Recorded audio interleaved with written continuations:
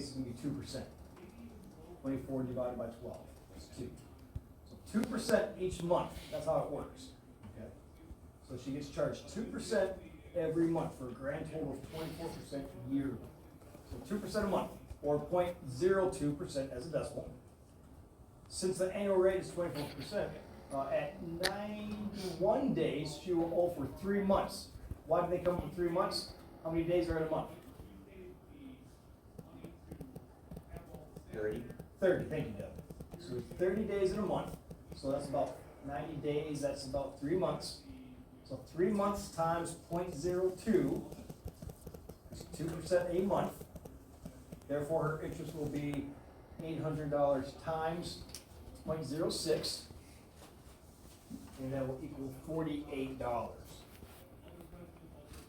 So after 3 months, if she paid it within the first 90 days, she would have only had to pay $800.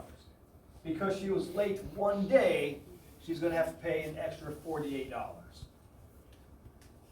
She's going to end up paying $848 for something that should have cost her $800. Now the book doesn't talk about this kind of tax, but Dave Ramsey and I like to call it a stupid tax. Okay? Stupid tax.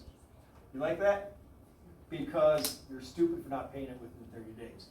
I was stupid. I got taxed, I don't know how much, for not canceling the Spotify premium free trial, right? Free. It doesn't turn out to be free when you forget about it. Okay? So, if you have questions on this math, please ask.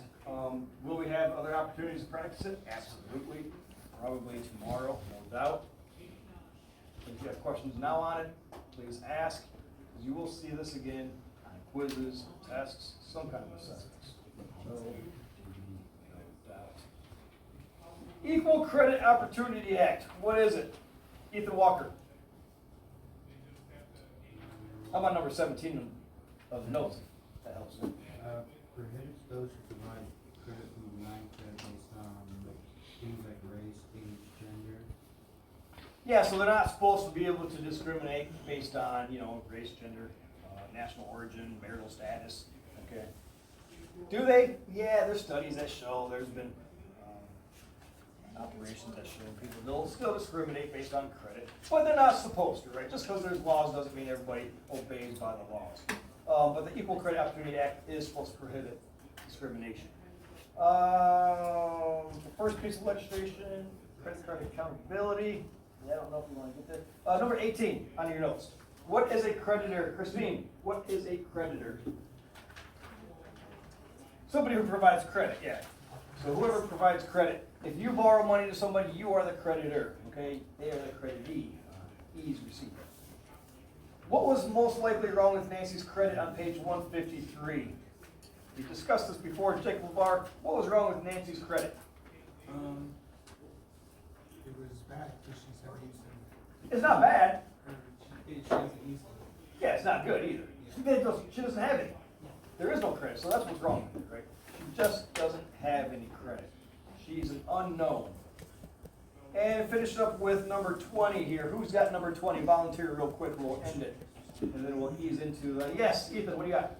Lenders often charge higher interest rates for people with less than good credit. This includes people with bad credit or people whose credit history is unproven, like Nancy's, like we just got done.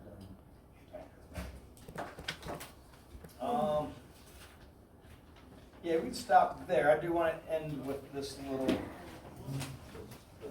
video here. Just to recap in a video format.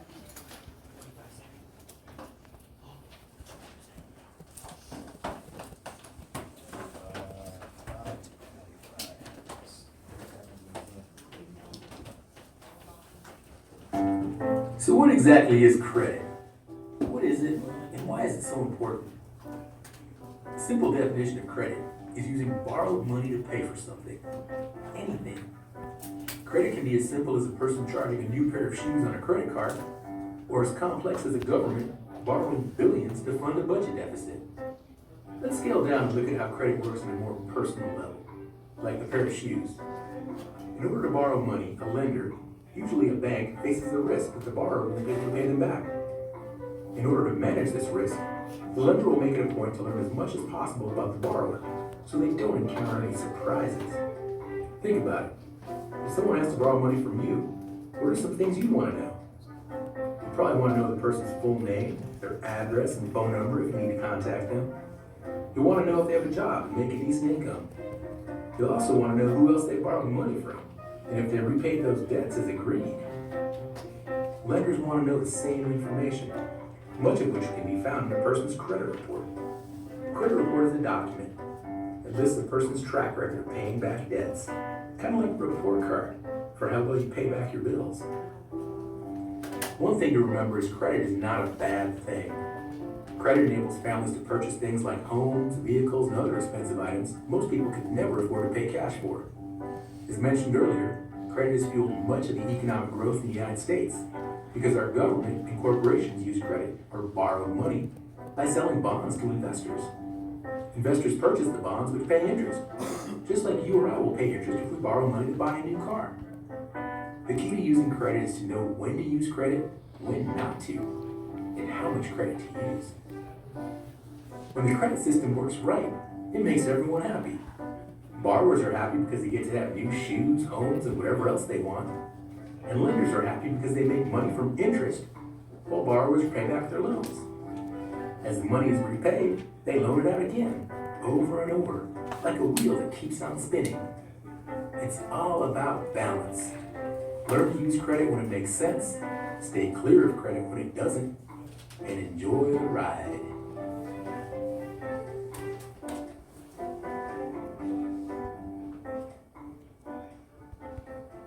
Yes, enjoy the ride, of course. Here's my little credit card statement.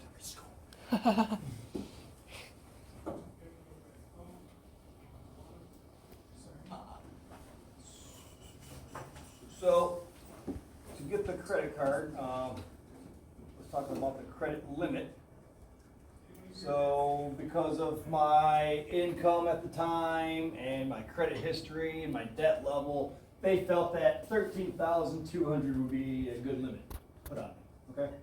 Will you guys get $13,000? I don't know what they give out nowadays, 18-year-olds, but I'm guessing probably not $13,000. Okay, maybe not $13,000. Maybe $13. No, that'd be more. I don't know. I think my first credit card, some gave me $500, some gave me $1,000.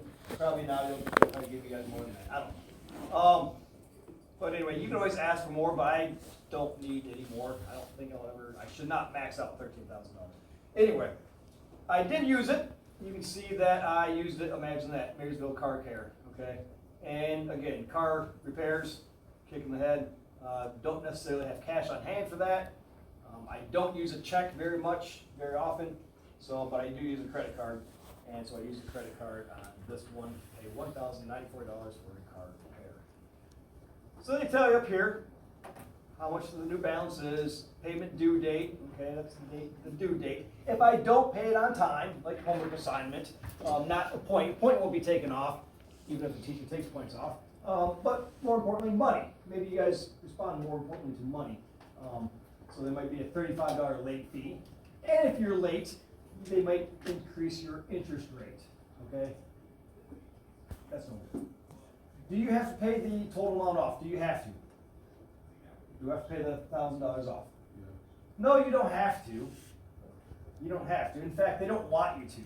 They don't like people like me who do pay monthly off. I'm glad you said yes, because if you think that, then you'll pay it off every month, and you will never have a late fee. You'll never pay interest, right? So that's good.